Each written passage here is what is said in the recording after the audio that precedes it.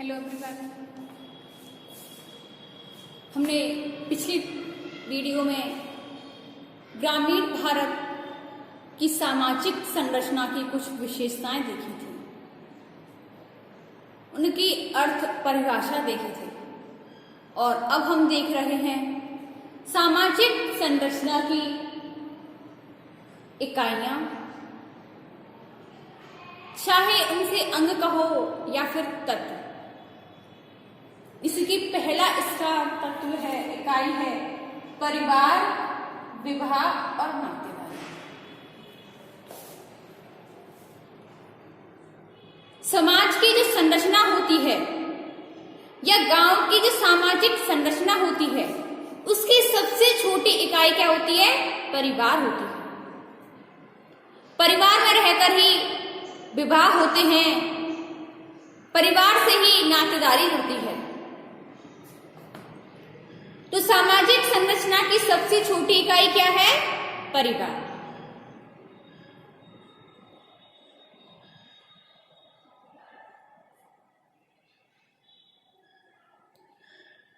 सामाजिक संरचना की सबसे छोटी इकाई व्यक्ति होती है और व्यक्ति से बड़ी इकाई परिवार, नातेदारी, वंश समूह, वर्ण होते हैं। ग्रामीण जो परिवार होते हैं अधिकतर संयुक्त परिवार होते हैं। ये परिवार पितृसत्तात्मक होते हैं, पुरुष प्रधान होते हैं। इनका मुख्य कार्य कृषि होता है। इस परिवार की कई मुख्य विशेषताएं होती हैं, जैसे कि परिवार का जो मुखिया होता है उसका परिवार में कठोर नियंत्रण होता है। 3 से 4 पीढ़ियों के सदस्य एक ही घर में निवास करते हैं। उनका भोजन, उनका पूजा घर, उनकी संपत्ति सामूहिक होती है। आपस में सहयोग होता है। परंपराओं का आचरण ऐसे परिवारों में अधिक होता है। गांव में विवाह 2 व्यक्तियों की ही नहीं, 2 परिवारों को जोड़ने वाली कड़ी मानी जाती है। विवाह एक ही जाति तक सीमित होता है और विवाह करना एक अनिवार्य संस्था के रूप में माना जाता है।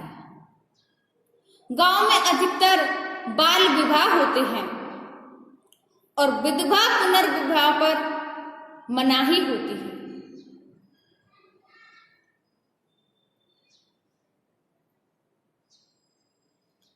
परिवार और विवाह, इन दोनों के विस्तार से, इन दोनों के जुड़ने से नातेदारी जन्म लेती है। व्यक्ति अपने रक्त और विवाह संबंधियों से संबंधित होता है। रक्त संबंधियों में वंश संबंधियों को गिना जाता है और विवाह में कुछ प्रकार की नातेदारी से विवाह को मान्यता दी जाती है।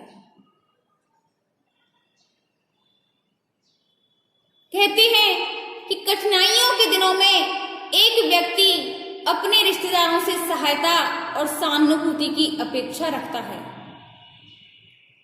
निकट संबंधी सामाजिक नियंत्रण का कार्य भी करते हैं। दूसरी विशेषता है जाति। सामाजिक संरचना का मूल आधार जाति होती है और जाति का निर्धारण जन्म से होता है। प्रत्येक जाति का एक परंपरात्मक व्यवसाय होता है। एक व्यक्ति अपनी जाति में ही विवाह कर सकता है। जाति अन्य जातियों के साथ खान-पान के नियम भी तय करती है और अपने सदस्यों पर नियंत्रण भी करती है।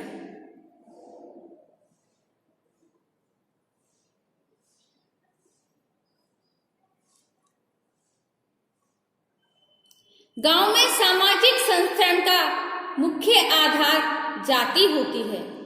विभिन्न जातियां परस्पर आर्थिक संबंध, कर्तव्य और दायित्वों से बंधी हुई होती है।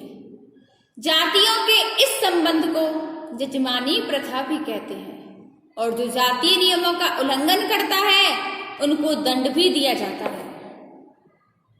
तीसरी विशेषता है हमारी ग्राम पंचायत। गांव में ग्राम पंचायत सत्ता और शक्ति का केंद्र होती है। समुदाय की सामाजिक संरचना को संगठित करती है।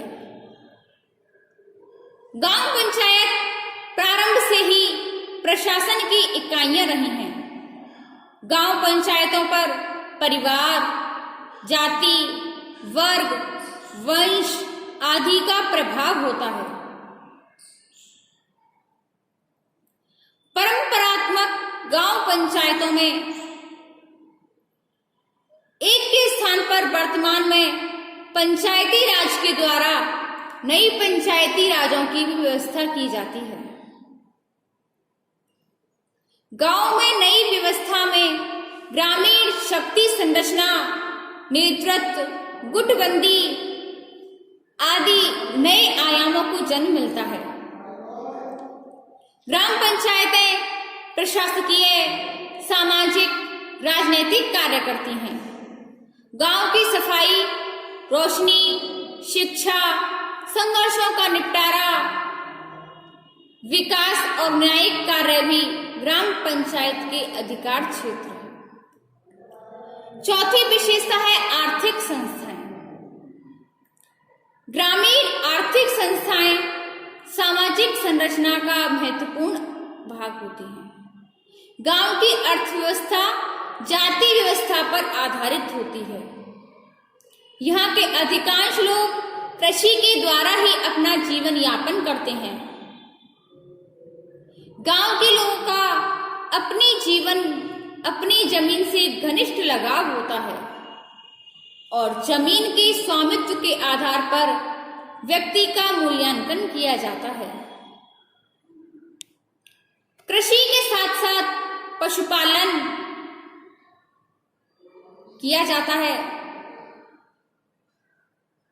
एक जाति दूसरी जाति की सेवा करती है और यही जजमानी अर्थव्यवस्था की आधारशिला है।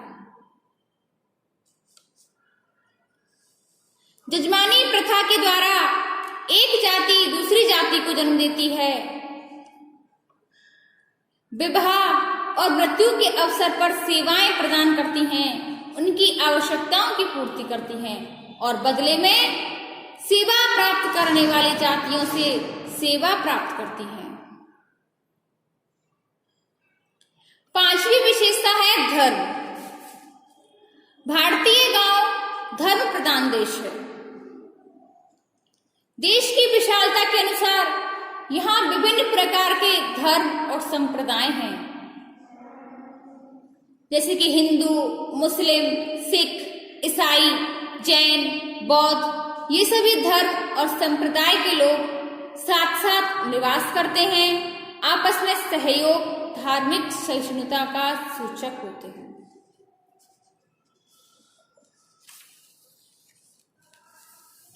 गांव में अनेक प्रकार के देवी देवताओं को माना जाता है। कोई राम को मानता है, कोई कृष्ण मानता है, कोई हनुमान मानता है। गांव में मंदिर, शिवालय आदि सभी धार्मिक स्थान भी देखने को मिलते हैं। छठवीं विशेषता है शैक्षणिक संस्थाएं। गांव में औपचारिक शिक्षण संस्थाएं सीमित मात्रा में होती हैं। अनौपचारिक रूप से ग्रामीण जो लोग होते हैं शिक्षण और प्रशिक्षण जाति द्वारा ही प्राप्त करते हैं। एक व्यक्ति अपने परंपरागत जातीय व्यवसाय का प्रशिक्षण अपने बड़े बुजुर्गों से प्राप्त करता है। परिवार से ही व्यापार, कृषि और दस्तकारी का ज्ञान अपने सदस्यों को प्रदान कर जाता है। किसान, लोहार, सुनार, धोबी, नाई, पुजारी अपने व्यवसाय व्यावसायिक ज्ञान को अपनी संतानों को सिखाते हैं। परिवार द्वारा मनाए जाने वाले त्योहार, उत्सव, तीज त्योहार, पर्व व्यक्तियों को धार्मिक प्रशिक्षण देते हैं। गांव की जो आधुनिक शिक्षा है, उसकी आवश्यकता की पूर्ति के लिए भी कई शिक्षण संस्थाएं खुली जा रही हैं। सातवीं विशेषता है प्रतिमान, मूल्य और परिवर्तन। ग्रामीण सामाजिक संरचना का संबंध ग्रामीण आदर्शों, मूल्यों और बाह्य प्रभाव से भी होते हैं। सामाजिक मूल्य और आदर्श भी मानव व्यवहार को तय करते हैं। गांव की सामाजिक संरचना गांव में होने वाले नवीन सामाजिक परिवर्तनों को स्पष्ट करती है। वर्तमान में गांव के उत्थान के लिए अनेक योजनाएं चलाई जा रही हैं, जैसे कि सामुदायिक विकास योजना है, जमींदारी उन्मूलन अधिनियम है, पंचवर्षीय योजना है, पंचायती राज है, नरेगा है। इन सब के प्रभाव के कारण परंपरागत प्राचीन ग्रामीण सामाजिक संरचना में अनेक परिवर्तन दृष्टिगोचर हो रहे हैं। ग्रामीण जीवन में आधुनिकीकरण का प्रभाव दिखाई देता है। परिवार, विवाह, नातेदारी, जाति, धर्म, आर्थिक रूप से, राजनीतिक, शैक्षणिक, सामाजिक प्रतिमान, ये सभी गांव की सामाजिक संरचना के निर्माण में महत्वपूर्ण योगदान देते हैं।